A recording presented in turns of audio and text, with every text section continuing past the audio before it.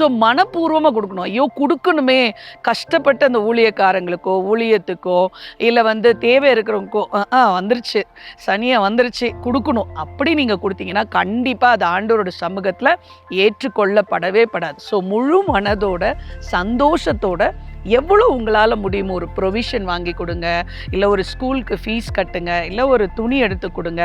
இப்படி ஆண்டவருக்குள்ள தசம பாகத்தையும் மற்றவர்களுக்கும் கொடுத்து பாருங்களேன். இந்த பிப்ளிக்கல் பிரின்சிபலை நான் ஃபாலோ பண்ணுறனால பல வருஷங்களாக சொல்ல முடியும், உங்களுக்கு ஒரு குறைவு ஏற்படாது.